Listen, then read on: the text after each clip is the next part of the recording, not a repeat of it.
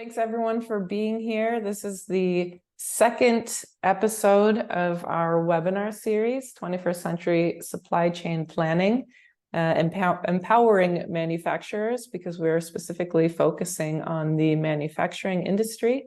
And today we are excited to welcome Eric Wilson from Institute of Business Forecasting and Planning. Eric will be speaking on demand and supply planning reset, specifically embracing the era of predictive analytics and AI. So thank you so much for being here, Eric. I'm going to give don't be too silent in the background there while I go through this, make it a little less formal, but I'll give a brief intro. So I'm going to give a little bit of an intro of what this webinar series is about Quantics. I'll introduce Eric and then we'll get into the presentation. So again, welcome everyone.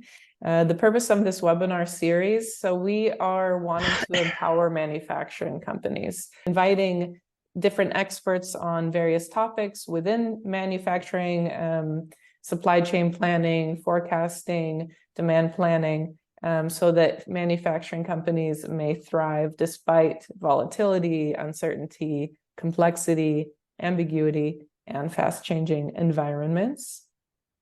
Quantics is a best-of-breed provider of cutting-edge forecasting and supply chain planning solutions. Like I said, tailored to the needs of manufacturers, manufacturing companies. Quantics was founded in 2020 by a team of data science and supply chain planning experts, and we're now supporting users across multiple continents with our solutions, and we serve industry-leading clients from manufacturing. So, for example, Mondi, and with up to 25+ billion euros of annual revenue amongst our customers. And before I hand it over to Eric, we will have a Q&A session at the end, and so Eric will get to those at the very end. Don't hold back, ask anything, no question's a dumb question. Eric is the Director of Thought Leadership for Institute of Business Forecasting and Planning. Eric is a visionary in his field, both as practitioner and for his research. He's the author of the book Predictive Analytics for Business Forecasting. He's a host of the IBF On Demand podcast, and he has an Advanced Certified Professional Businesses Forecaster, or he is one, and he's the recipient of the Excellence in Business Forecasting and Planning Award. And I'm sure most of you are familiar with the Institute of Business Forecasting and Planning, but IBF is the world's largest professional membership organization representing and fostering growth in business forecasting, demand planning, predictive analytics, and sales and operations planning. So again, very exciting that you're here, both for what you are doing and IBF as a membership organization. And if I have missed anything, please add it, and I'm gonna now hand it over to you officially. Well, thank you. So that's a better introduction I could have done for myself. So thank you very much. Perfect. So I'm excited actually to be part of this. And I guess if anybody has seen my podcast, I'm supposed to, welcome. That is my official opening that I do. And I do have a podcast. Anybody wants to check out the podcast, it's IBF On Demand. So if you don't get enough here and you want to see more of this on my podcast and interviewing people, please do that. And please also, she mentioned this is number 2 in a series that they're doing as well. So please, if you're here because of my podcast or something, check out their website as well on Quantics. Check out them on YouTube. Please follow them as well.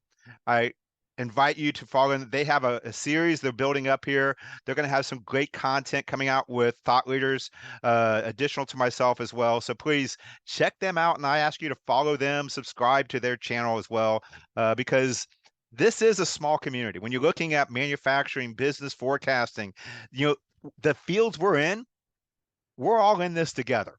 So supporting each other is something that's imperative, and finding content and supporting people who are putting out content is something that I advocate, and hopefully you're part of as well.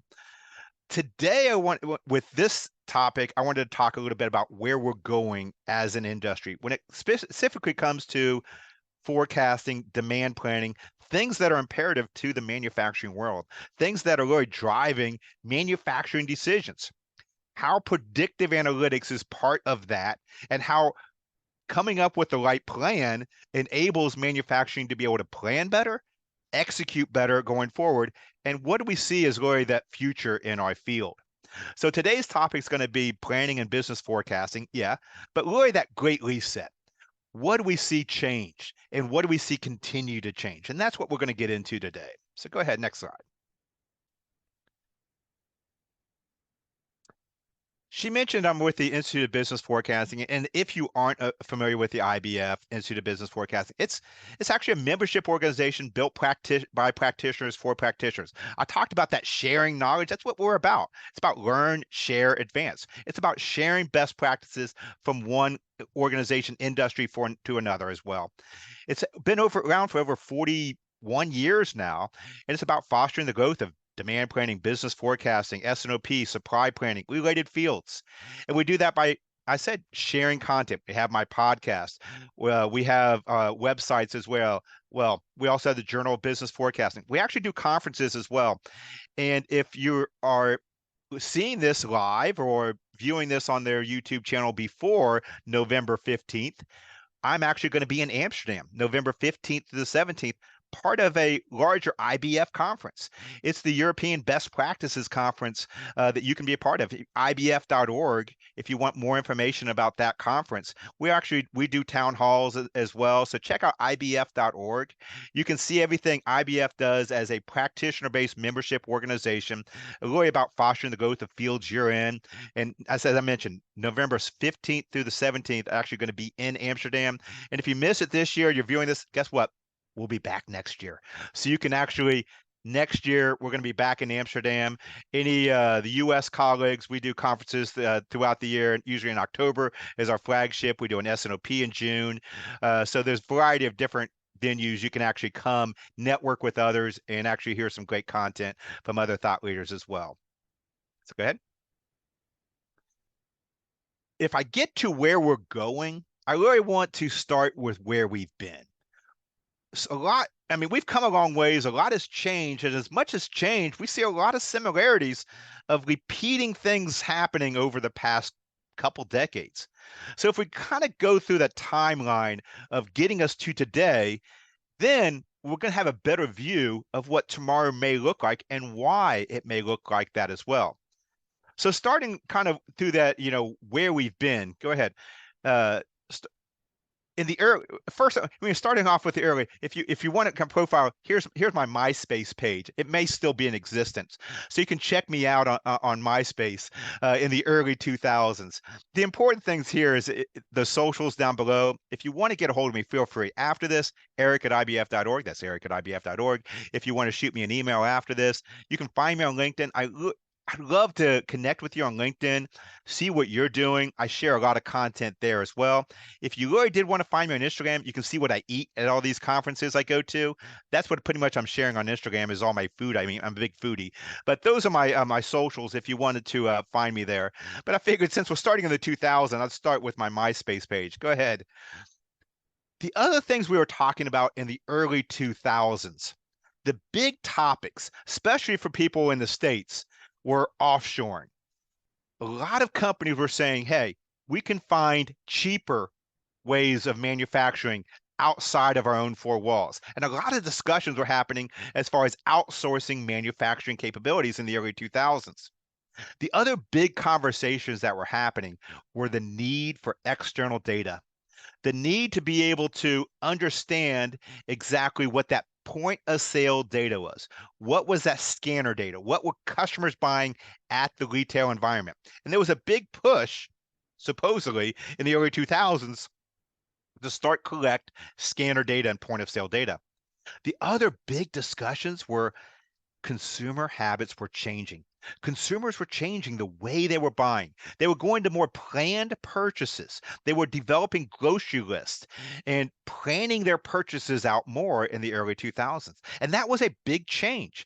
And companies needed to adapt their marketing capabilities, but also planning.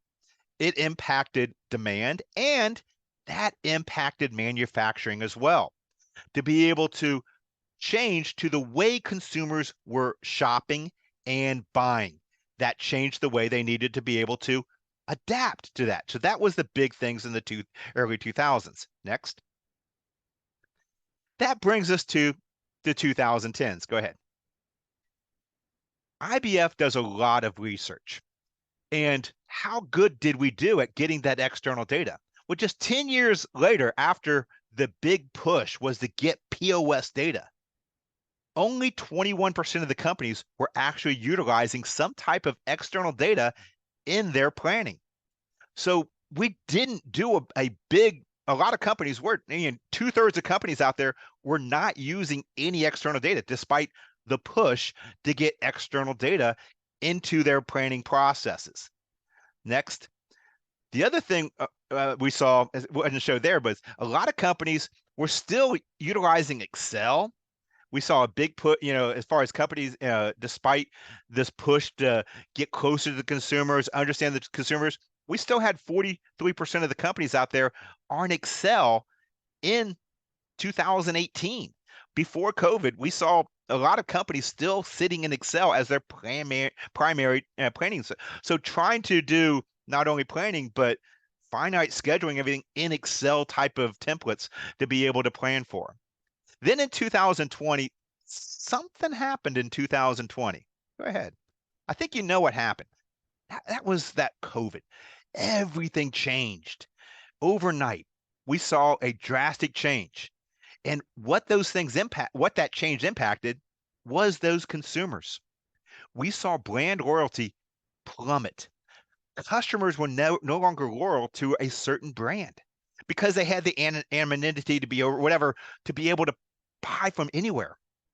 They no longer had to buy their product they purchased before. They could buy the other people's product that was a little bit cheaper maybe and worked just as well, and nobody knew.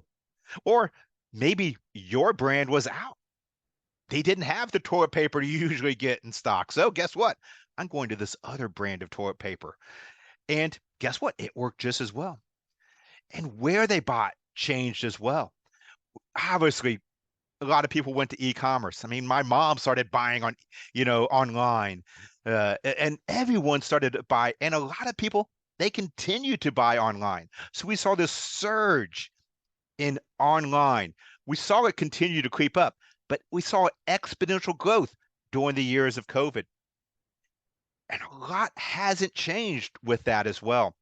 We still have that value shopper out there because of economic conditions, because of other concerns, because they can now, because they don't know the uncertainty that's still kind of underlying right now, we're not fully comfortable with, because customers are going more online and finding the different values. No matter what it is, we're seeing a value shopper now start to be that new shopper. So ultimately, what we're seeing here is a change in the consumer. Does that sound familiar? We're seeing a change in how they're getting product. Does that sound familiar? With the same things we talked about in the 2000s, we're starting to see a repeat of that today. Go ahead and go to the next slide. Because what you're seeing is the big changes right now, the big things people are talking about compared to the early 2000s. Yeah, right now, we're no longer talking about offshore or exporting manufacturing capabilities. We're actually looking at the exact opposite now. So that is a change. We're saying a lot of companies, 40% of companies are saying nearshoring or bringing manufacturing back inside your own four walls, or at least next door. What are options we have that are closer by? We're also seeing a lot of companies, over half the companies now saying, hey, I'm not going to be single sourced anymore.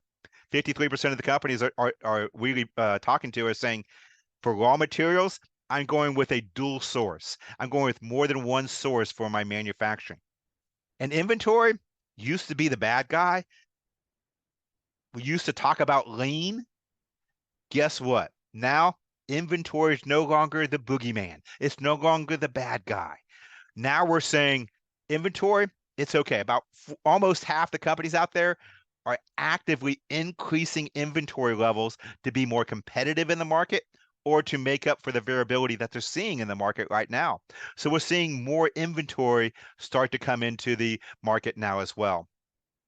The other big thing we're seeing is SKU rationalization, or people looking at their SKU portfolios right now and actively managing those, saying, hey, we had this long tail before, or when we see chaos, uncertainty hit, it's harder to manage. So we're going to actively manage our SKUs, and we're going to reduce the number of items we have. From a manufacturing capability, from a planning capability, about a third of the companies out there saying we're actively managing our SKUs. But the big things, as much as things change as far as offshoring versus nearshoring, the big things we're seeing now is a push for external data. We're seeing a push to be able to plan externally what's happening internally.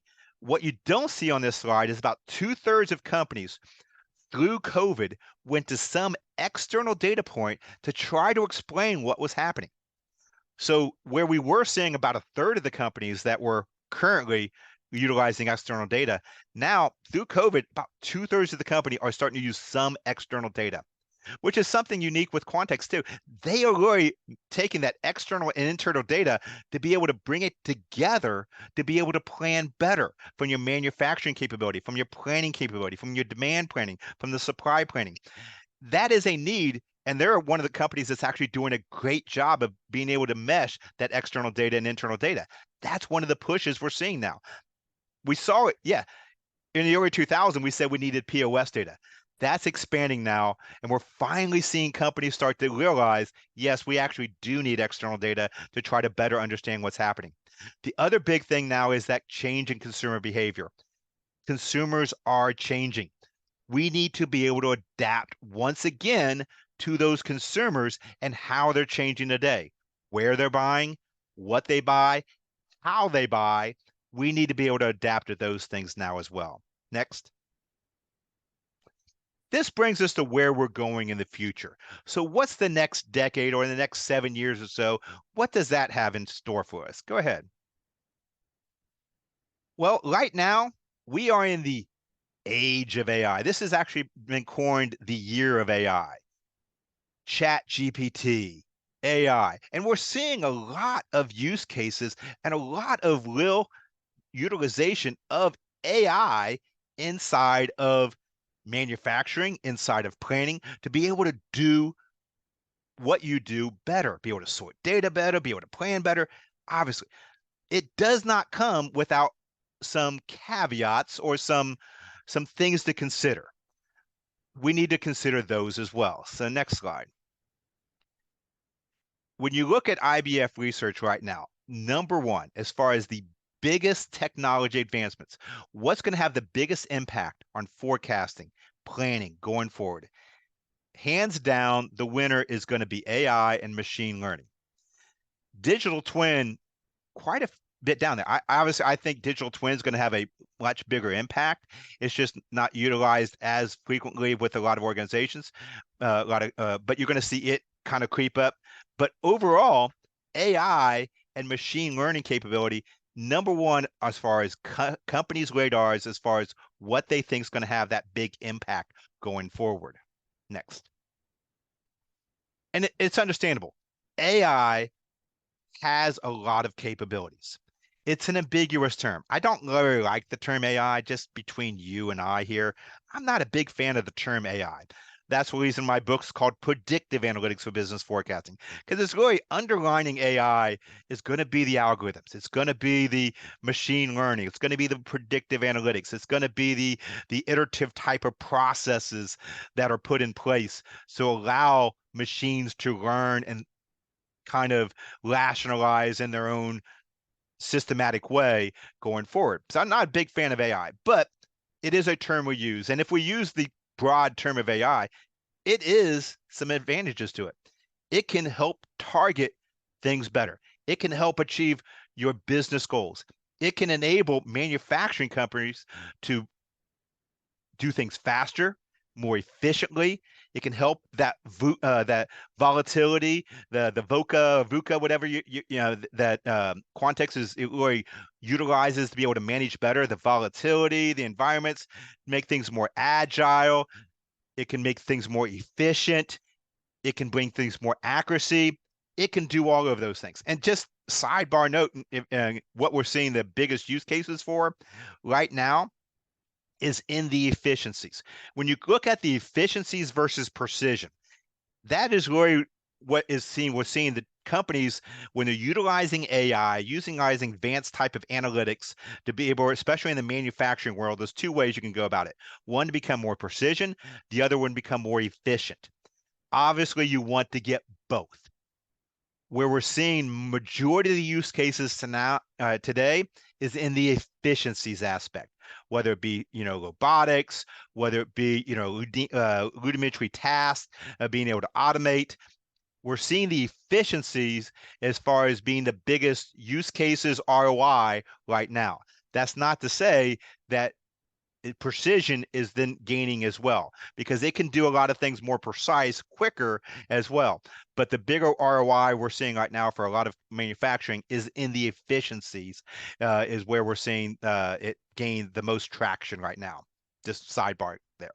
It's the next slide.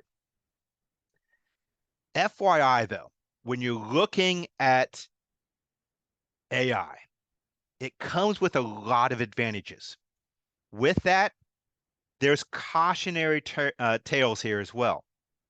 There's things AI still cannot do. By all means, AI can create content, well written, but it lacks some sufficiency and depth and perspective. That's just from a chat GPT standpoint. But you can take that into a planning world, and you can take that into a manufacturing world, and it pretty much is the same thing. It can do things well executed sometimes, and it can do it a lot quicker, but sometimes it lacks the depth. It lacks perspectives. It cannot fundamentally generate new thought processes on its own without being challenged, without being pushed to generate something. It simply looks at whatever has been done before and generates the mean or the average response to what everybody else has done. It cannot support all the activities that generate new ideas, the interaction, the discussion, the collaboration, the human insights that are sometimes necessary to generate something exceptional, something above average, are not yet there when it comes to AI. So ultimately, as we have these new algorithms, these new AIs to be able to generate outputs more efficiently, what we may end up with, if we don't watch out and without you, is a mediocrity. It will breed mediocrity ultimately without the human aspect as part of the process still. So AI is not taking over our jobs. AI is an enabler for us to do the jobs better. Quantics is a tool. It is a tool for you to do your job better. Ultimately, and that is what we're going for. And that is my warning for people looking at this new shiny penny to do something better. If you don't have the foundational pieces in place, it's going to do things worse quicker. That's what you're getting. You're going to get the wrong answer faster if you don't have the right process in place. Go ahead, the next slide. And ultimately, that is my warning to people. I mean, I know this is an odd kind of warning with a great software provider to have for you, but the problem I'm seeing is companies aren't acting their wage. They're going after the new technologies, the shiny new penny or the shiny object syndrome, without understanding the foundations they have to have in place. AI will do a lot of great things for a lot of companies. Software is going to do a lot of enablers to be able to do things from a manufacturing state capability that you cannot do right now. But at the same time, I'm finding a lot of companies out there that are data poor. that are people insolvent and process deprived, but yet they're trying to get this brand new car. If I'm in debt, the first thing I'm going to do is not go out and buy a brand new Jaguar if I'm in debt. No, I'm going to get out of debt first. I'm going to find out what's causing the biggest amount of debt, and I'm going to solve for that first, and then ultimately work away my debt. And then when I'm in a financial stable place, then I'm going to go out and buy that new Jaguar. But I'm not going to buy that first. Same with companies. If you have data problems, work on those data problems. If you got people problems, you don't have the right skill sets, work on that. If you got process problems, you need to get the right processes in place. Then, as I said, AI becomes an enabler for the right people, process, and technology. Then technology. Go ahead into the next slide. Once you get those things in place, then you're going to see an enabler to go out and be able to utilize technology to run your manufacturing better. You're going to be able to micro target from a marketing standpoint. You're going to be able to self-adjust your manufacturing capabilities to focus on what needs to be, to find those efficiencies, to find those precisions. You're going to be able to optimize certain things. Optimization is a great aspect of Quantics. It's going to be able to optimize better if you understand the inputs You're going to be able to look at your new products, SKU management, pricing models, scenario planning is a big aspect. Being able to run thousands of scenarios to find out optimally what's going to be the right output, it has the capability of doing. But ultimately, don't put the chat GPT before the horse, or don't put the technology before the horse. Next slide. Really it's people first, then process, then technology. We're getting ready to go to Q&A, so start getting those questions ready. But what I want to end with is really my summary of what some of the things I've covered. Number one, things have changed. As much as I hate the term, there is a new normal out there. But guess what? 7 years from now, there's going to be another new normal. Statistically, every 6 years, we have some type of black swan or something that is a shock to our current supply chain, your current company. And statistically, it takes you about 6 to 9 months to fully recover that. So you're going through this cycle every 6 years, a 1-year recovery. So you got 4 or 5 years of normality for an organization. That's what you end up with. You have 4 years of normal and then 2 years of trying to figure out what the heck's going on. There's going to be, as much as things change, there's going to be a new normal 6, 7 years from now. So things have changed. Obviously, we need to adapt, but don't be satisfied in this chaos. Don't get too comfortable with where you are, because we're going to have to continue to adapt going forward. The other thing I hope you got out of this is AI is life-changing. It can obviously do a lot, but it's a conundrum because there's the other side of the equation as well that you have to adjust for. So have a healthy amount of skeptical.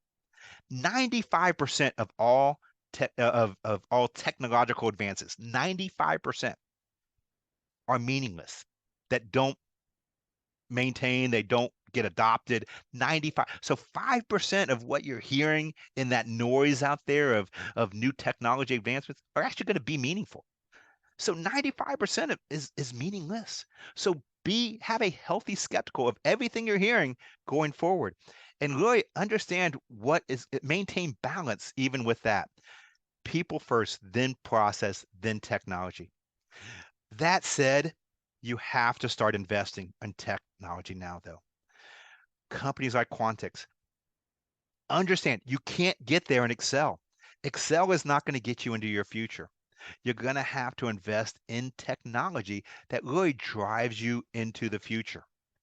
You need to be more data-driven. You need to have strategies that really carry you into the next generation of where we're going to go. But ultimately, don't focus on the solution. You want to focus on your outcomes. What do you want to accomplish? And then meet your solution to fit those outcomes. don't put the technology before the horse. You want to find the solution, what the outcome, your desired outcomes, and then find the solutions to fit that. And then ultimately, that's one aspect. Develop an ultimate strategy, not just in technology, but look at your people. It, the changing workforce we have. Keep them up to date. I said there's a lot of great content out there. They have a web series going on right now at YouTube. We have information at IBF.org. We have conferences to come to find what the next practices are. We got a lot of articles. I have my podcast, wherever it may be. We do in-house training. I don't care. But you need to keep your workforce continuous adapting to what it is. Right now, all the technology you hear, we're changing so quick. In 5 years, most everything you're hearing about is going to be obsolete from a technology. There's going to be new things. This presentation is going to totally change in 3 years. The one thing that won't change is going to be the people doing it. But we have to adapt to the new technologies, the new innovations as they come. So continuously invest in your people. Ultimately, that's going to be the backbone that's going to carry you, make you successful going forward. Next slide. So with that, I wanted to give ample time. So we got 25 minutes here of Q&A. Hopefully we've loaded up some good questions right now to be able to answer any questions. So I'm going to ask the moderator to come back on, and we can have a good Q&A session with anybody who wants to have some questions answered. I could kick things off Please. by just saying, how do you see the impact of predictive analytics perhaps differing for manufacturing versus retail? From a manufacturing standpoint versus retail, they're using predictive analytics, using AI for different purposes. Retail is usually really trying to get to that consumer to try to understand consumer. With the loyalty, dropping for loyalty, people want more of that personal interaction. So from a retail standpoint, they're trying to provide that to the retailer and managing the end user better, or managing that interaction with the end user better. So we're seeing a lot of that, especially when it comes to new product development, and we're seeing micro targeting, things of that sort. From a manufacturing, they're really focusing on optimizing tasks and the efficiency. So they're looking at, as I mentioned, from the manufacturing, they're looking at more from a optimization and an efficiency aspect from that. Being able to looking at ways to manage flow, managing processes, managing steps. They can automate steps. That's where they're really looking to be able to do. The other big aspect we see, it's already been around for a few years, but we're already seeing it being able to exponential growth when it comes to maintenance. Downtime of certain machines, being able to schedule maintenance, be able to understand when exactly before it becomes a problem, to be able to service certain aspects of a manufacturing environment. We're seeing that happen a lot in the manufacturing world as well. So one other thing I want to mention, the other big thing we're seeing as far as from an AI capability is in the sustainability aspect of it. Sustainability has been really on people's radar for years now. They've talked about it, but it really was always a cost. It was a cost function for a lot of supply chains, from a lot of manufacturing, as far as being able to really understand whatever their current manufacturing processes or waste, especially from the waste aspect, and really creating more of a circular type supply chain. And the reason was the cost, because there was a lot of manual aspects of it, and the understanding of how to correct it was really cumbersome, and they didn't have a lot of the options.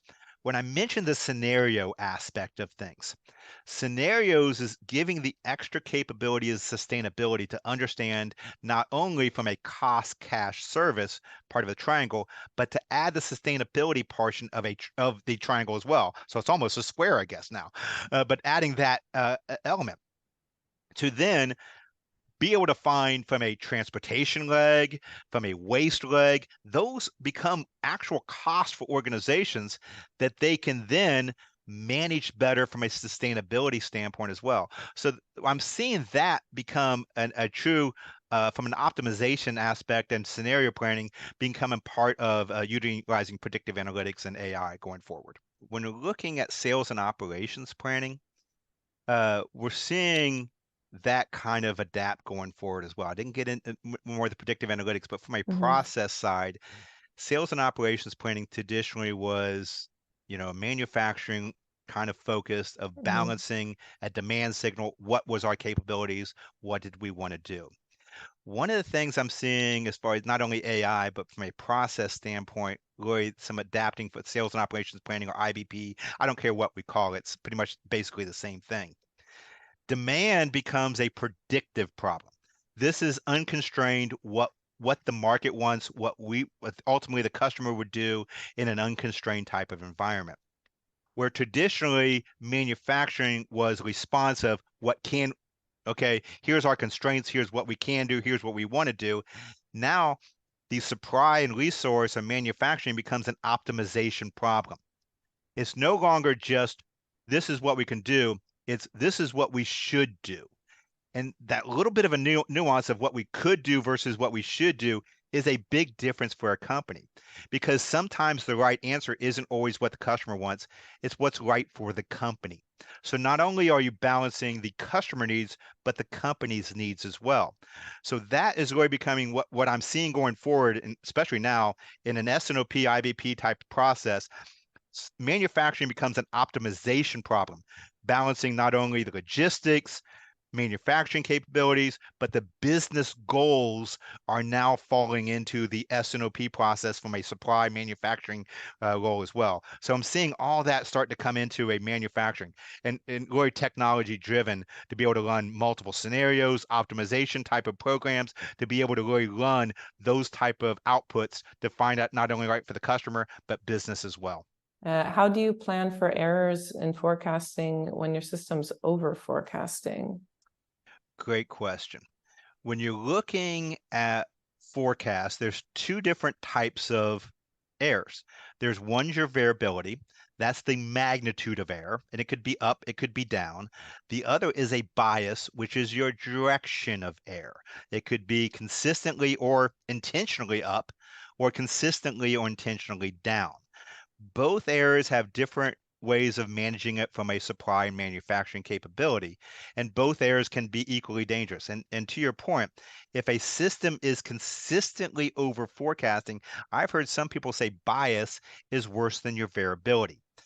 Reason being is because most systems will plan on a normal distribution of error, assuming no bias. So it will plan the magnitude of error based on a zero bias, or uh, with the mean being your center of your distribution of your errors. So when you're looking at planning for errors, you need to plan for both. Ideally, I'll tell you two different ways to manage this. Best practice is prediction and optimization side, is to try to manage it on the prediction side. Ultimately, you want the signal to go to supply as being unbiased. So you want to, at all, best practice is to manage it on the demand side or the forecasting side, to try to work it out of the system to provide as unbiased signal as you can. Best practice for my forecast is an unbiased, unconstrained signal is the best practice. Some systems don't allow for that, or you may not have the processes in place for that. So even though that's a best practice, you can't operate in the best practice. So you have to operate on the next best practice, or what's going to be best for you as an organization. If that's the case, then you need to manage that bias from your side, which means not only do you have the normal distribution, but you need to move that line to where your bias is as well, to most likely then plan for inventory, plan production under what forecasting is. I always like to try to, goal is a one number type of attitude, but if bias exists, it's going to cause inventory issues, obviously, for you. It's going to cause manufacturing. It's going to maybe cause whipsaw when you have too much. Now you have to overreact. So bias has that problem of causing bullwhip, causing inventory issues. So you need to work it out on either the forecast or the supply side, preferably the forecast side. But if not, then you need to be able to adjust for it, unfortunately, on the supply side as well, and be able to adjust for it. Great, thank you. So we have another question here. Will companies move away from planning in Excel 100% and into AI in the future? I don't see Excel ever going away. Yeah. I'm thinking 2050, we're still being Excel. Shh, don't tell me. Yeah. But I don't see Excel ever going away. That said, we have seen really AI start to become more capabilities and adapting. Um, but let me answer the question totally different. Number one, I don't see AI, Excel totally going away. I seeing actually AI being integrated into Excel. Mm. I had a great conversation with someone at Microsoft last week at a conference, and I see AI probably being a big part of Excel going forward. It's going to help it. Uh, no matter what you look at, no matter what system, Excel, let me answer that question differently. As one thing becomes commoditized, something else is going to become a premium. Data, coding is going to become commoditized. AI is going to become more commodity going forward. If you look at the reason AI had this year of AI and the acceleration in AI this year was not because of new algorithms. Generative AI has been around for years. What made something this year was an interface, Chat GPT, OpenAI. That allowed us that even my mom can do AI now because she can type in and get a response back. It allowed more of a user interface to use generative AI in the background. So the algorithms, the data, those are going to become more and more commoditized. What's going to become the premium then is the interface, the questions to ask, being the skeptic, how to read the responses, how to understand the process that's doing it. Things that you're doing right now, those are going to become more of a premium actually going forward. So Excel's not going to go away.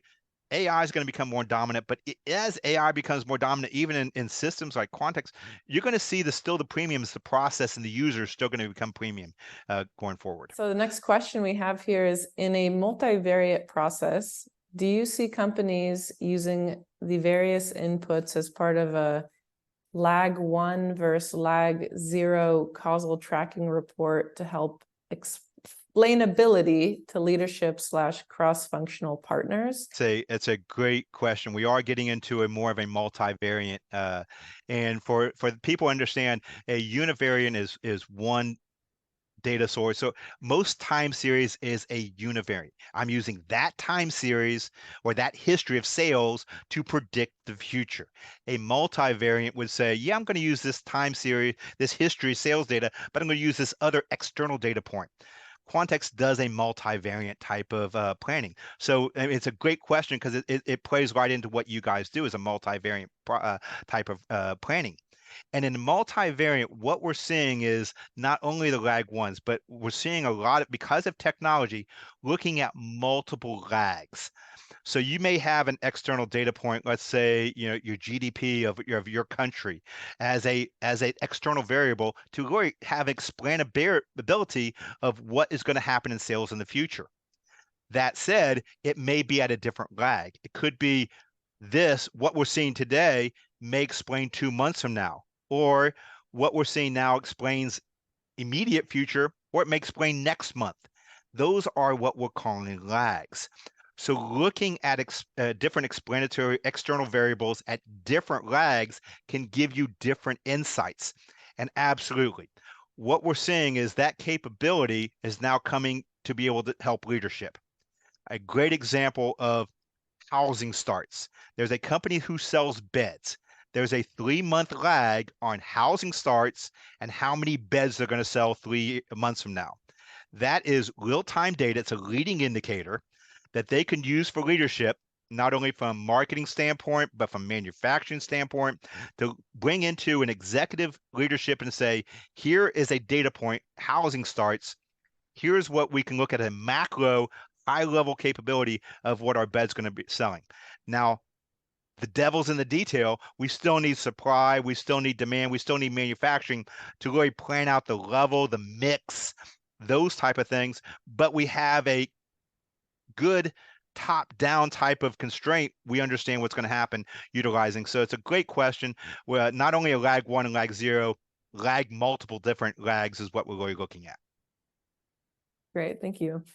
So we have another question here. What is your take on probabilistic forecasting? What is the percentage of companies using it or moving towards using it? Very few companies are still using or starting to use probabilistic, but that is a great question because I really see probabilistic forecast is really becoming more and more as far as an accelerator for optimization type of problems. So right now, most things are deterministic. When you have a single forecast, I'm going to sell 100, and then that goes through my supply chain, my manufacturing, and I produce 110 because I have some variability, but everything's deterministic, one number type of forecast. Probabilistic will allow me to provide more of a ranges and more of a scenarios, not only probabilistic from a forecasting, but probabilistic on a lot of different inputs. I mentioned manufacturing and supplies becoming more of an optimization problem. Forecast has one input and that has variability to it. And if I can add probability to that input, that's going to help. But we have a lot of other inputs into this. I have supply. Guess what? That's not a constant. Lead times are not constant. We have a lot of things are not constants like we have planned for the past decades. Adding probability to them as well is helping in those optimization problems. So absolutely. The last part of how many is using it, unfortunately not enough, but there is a lot of capabilities and a lot of what I've seen. The downside of that sometimes is being able to plan for how much air and things of that sort. So we're seeing new types of air metrics, new ways of being able to plan for those. So we need to adapt certain types of processes for probabilistic, but I'm seeing companies really starting to work down that path. The other downside too is the interpretability becomes a lot harder. Deterministic is really easy for people to understand. How many are you going to sell? I sell 100. Okay. You're never going to sell the 100, but that's easy for people to understand. Now, if you I sell 100 and this is the probability we're going to sell this, people don't think that way. People think linear, people think deterministically. So people's minds naturally don't think probabilistic. So that is the biggest problem with adoption. And the biggest problem going forward is people's minds aren't wired for probabilities. I mean, that's people's natural instinct. So we're going to have to be able to rewire the way we think over time or find new ways of being able to present. That's ultimately what we're going to have happen. Great, thank you. I'm going to take a raised hand from Razul here. He's the chief data scientist with us here at Quantics. Let's see if we this is can going to be hear. a hard one then. My question was mainly about external data sources. Often people ask us, can you add it? Can we add macroeconomic variables and so on? As you know, the macroeconomic variables do not immediately affect the company's sales. It takes a couple of quarters or maybe months until it affects the businesses, and so the effect of it sometimes quite comes with a delay. And how we deal with that, we actually use the lag of the external variables instead of the real, for example, just macroeconomic variables I'm talking about, such as GDP, unemployment, and so on. And each time we check for causal relationship between different lags and the variables itself to add in the modeling process. And do other companies are also considering this? For example, just adding one external variable, okay, yeah, but do also check for causal relationship, not just correlation or that is the question. No, that's a great question and a great watch out because a lot of companies are external variables. And it is a good practice to start looking at external variables. What's where we see really the market going, is finding those external variables that are explanatory, that are truly causal. And you did mention that.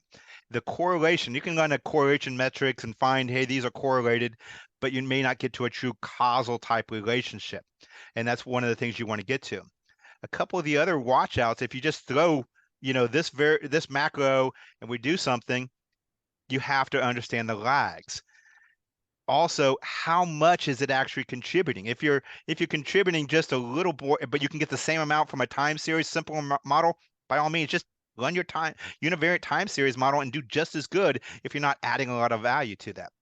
Another big watch out I have as well is if you're looking at just a correlation, and it's a not truly a leading indicator, so it's a macro economic indicator of what's going to happen 6 months from now, GDP. And here's all the industry experts saying here's what the GDP is going to be 6 months from now, and that's an indicator. You have some error in that. Then if you're running even a simple regression or any type of model, you have an error variable there. So now you have a duplicate error values. Not only do you have the error on what the GDP is going to be in the future, but you have the error inherent in the model you have running a correlation in that as well. So people don't understand you have these compounding errors sometimes. So just the exercise of getting an external variable in, running some type of correlation and then simple regression or something to have an output may not be enough. Does it tell you enough? Is it a leading indicator? Do you have to forecast that variable going forward? Who's forecasting and how accurate is that? And to your point, is it simple correlation, a secondary correlation, or is it a true causation of whatever you're doing as well? So you have those type of all those considerations. So a good company you're working with will consider those things, will help you understand those things, and not just take an input and say, hey, yeah, we're going to give you an output, but it may not give you actually value you're thinking to going forward. So all those things need to be considerations, not just throwing every data point at it as possible. And then you get, something that's correlated with another variable, you're going to magnify those variables as well. So those become problematic as well. So all those things come into consideration and should be thought of when you're bringing in macro or any type of external variable. Anybody has some questions for me, Eric@ibf.org. I'd be happy to answer any questions anybody has after this as well. Thank you so much, Eric. That's really generous. And I'm sure people will have some thoughts that hit them as they're able to kind of process some of this stuff. So yeah, thank you everyone for joining. Again, thanks, Eric. This was a great presentation. Thank you guys for participating in the Q&A at the end. And as I mentioned, this is an ongoing series, so look out for more episodes coming soon with more expert speakers. The next one will be on Tuesday, November 21st, with Gregor Sablich. He's from Q-Lector. He's going to be speaking about unlocking manufacturing and supply chain master data with digital twins. So something that Eric already mentioned is something to look out for, digital twins. When he mentioned this on the slide with those rankings from Forbes there. So yes, we're looking forward to hosting more of these. We're excited for people to start participating more and more as we go along. And again, if you have more questions for Eric, send them his way. If you want to get in touch with us, please reach out to us here at Quantics at Quantics.io. Again, you can find more of our episodes here, previous episodes online on our YouTube channel, youtube.com/@Quantics-io. And if you have any questions for us, feel free to ask us via any of our channels. So yeah, thank you, everyone. Thank you, Eric. And I'm going to end things here.